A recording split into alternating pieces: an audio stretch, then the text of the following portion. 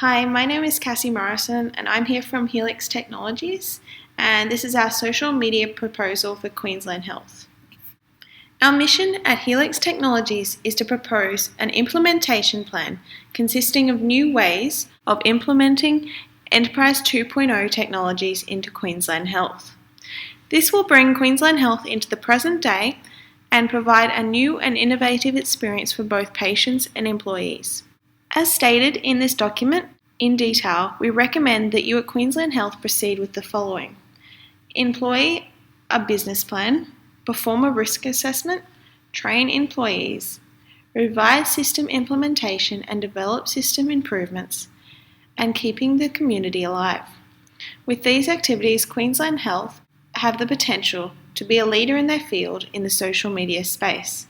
This can provide QH with both intangible and tangible benefits and a better stance within the community. I will now hand over to Matthew, who will do the goals and objectives. The primary goal of Helix Technologies is the creation of a new social environment that can be used by all physicians, health institutions, and patients.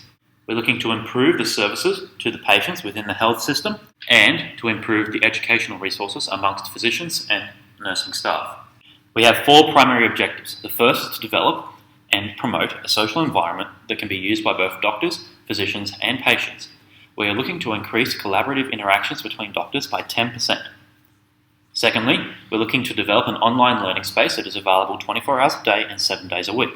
We're looking to improve learning experiences by 10% for all physicians and nursing staff. Thirdly, we're looking to improve patients diagnosed successfully by an annual rate of 5%. And finally, we're looking at using a reduction of patients in hospital beds by 8%. There will be 5 primary activities. First of all, we're looking to employ a business plan. During this, we'll be hiring a project team, we'll be using the Prince 2 methodology, and we'll be targeting our certain audiences, problems, and responsibilities. First of all, we will look at audiences. Our 3 audiences are patients, doctors, and institutions. Patients primarily need a better way to interact with doctors and specialists. Doctors will need a better way to collaborate with other physicians and specialists in areas in order to help improve our medical knowledge. And institutions will need an improved system in which they can effectively communicate with their teams and staff in order to improve their operating efficiencies. The problems that we are facing with the patient is that there is currently a lack of time or availability to get into doctors' clinics, and it can take a very long time to see specialists for potentially life-threatening diseases. For doctors, there is a very small window of opportunity in which they can communicate with specialists in order to address these kind of diseases. And for institutions, there is currently a large inefficiency dealing with staff handling of social media technologies and the way in which they can be trained. Responsibilities contained within the project will be handled by individuals. This is outlined in our project document. I will now hand over to Reese to talk to you about risk assessment. So the second activity will be to perform a risk assessment. Now, when looking on the Queensland Government website and guidelines for implementing a social media to a government organisation, it's obvious that they're very concerned about risks before any benefits. So there are a variety of risks that could occur when implementing a social media technology. The first step, of course, is to identify these risks. After identifying the risks, it's very important to write them down in a risk register. A risk register basically tells us of the basic risks that could occur, especially the high-risk ones, and how we can control them. They're sorted through risk, likelihood, severity, impact, and control measure. After the risk register has been completed, we can then go through the control measures and make sure we can deal with these risks appropriately. I'll now hand over to Matt for activity 3. The third activity will consist of training the staff in the different uses of the technologies that we will be using. Skype. Primarily, Skype will be used in order to help patients contact doctors dealing with consultations which can be lengthy or even unavailable at certain times, as well as for doctors to be able to consult with other physicians in order to handle sensitive information. Some of the information contained within diseases and illnesses can be quite critical. This kind of Skype technology will allow 24/7 access to global training opportunities and global skills. Facebook. Facebook will primarily be used by institutions and Queensland Health in order to publish articles and facts about health. This will be the primary engagement for public users and will help to raise awareness within the public about specific health-related issues. LinkedIn. LinkedIn will primarily be used between doctors and other physicians and specialists. This will be used because often doctors will not be able to get in contact with the specialists that they usually use and might require information urgently. By using LinkedIn, they can find other physicians with the correct credentials and be able to get the right information at the right times. Google Docs.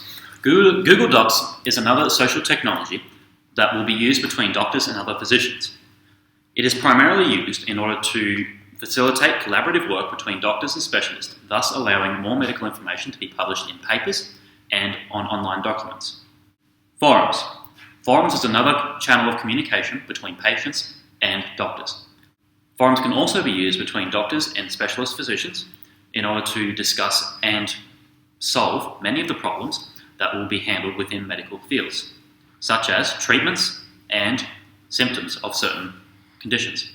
Finally, staff training will be essential in these 5 technologies. Making sure that the staff know how to use these 5 technologies and what their purpose is will be critical in making sure that this system is effectively used and that our goals are realised. I will now hand back to Reese to talk about Activity 4. So Activity 4 is about revising system implementation and development of system improvements. So this step is basically to see if the proposal is adequate or not. We basically need to see if the proposal is adequate, what will we do? And if it is not adequate, what will we do? So if it is adequate, we'll continue monitoring the social media that's being used, and we can report that to an activity log so that if anything goes wrong, people can refer back to that log and see what the problem is. We can also look for operational efficiencies, so areas in the industry which could be solved easily by social media and potentially save the company a lot of money. We also can consider some different social technologies. So, for example, what other social technology would be able to do the job more effective than another one? Now, if the proposal is not very effective, we can do another very similar step, which is also consider other technologies. Where this social technology failed, perhaps another one could take its place. And we could also look at security concerns, such that the patient may not be very comfortable with their information being stored online, and we could develop another solution for that. So the next activity is Activity 5. Now, this activity is very important for maintaining interest in the community. It's keeping the community active. It's important to ensure that the community is engaged with the social media.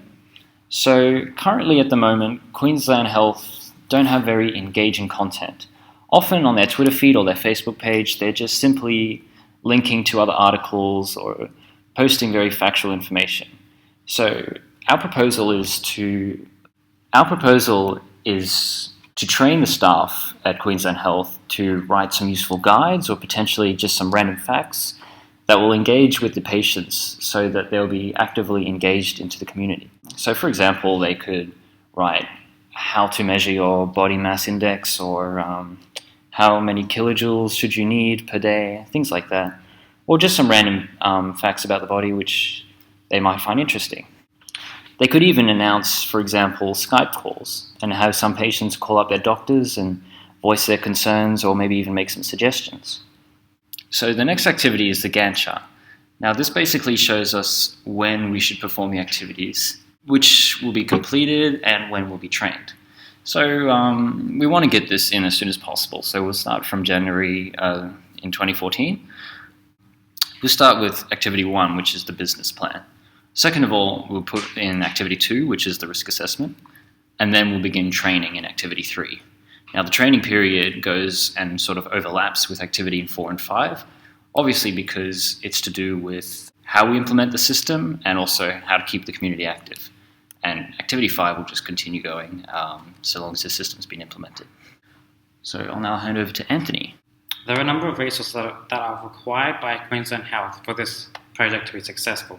These include a team of 8 personnel, as described previously, office space and office equipment and workstations for the personnel to use during the period of this project, training supplies for when we develop this project and it's time for all the Queensland Health staff to be able to use this project, a web server for the forums to run on, and the employee time for when we are training. There are a number of costs involved in this project. In terms of personnel, it's roughly $660,000. In terms of equipment, around $11,000. There's $8.5 million in training, which also involves the employee's time, taking them out of work or overtime payments. There's also the total cost of this project will come in at around $9.3 million. This chart represents our return on investment. With the initial cost of the project being $9.3 million, we are expecting to see a full recovery of this cost by the second year, or 2015, and by 2016, we expect to have a substantial gain on investment. Currently, the project expects to save $7.8 million per year. By the end of 2016, we predict that this saving will be equivalent to $23.5 million, approximately 2.5 times the initial cost of the project. At this point, Helix Technologies would like to thank you for listening to this presentation. For any further details, please refer to the report or ask one of our staff members. Thank you.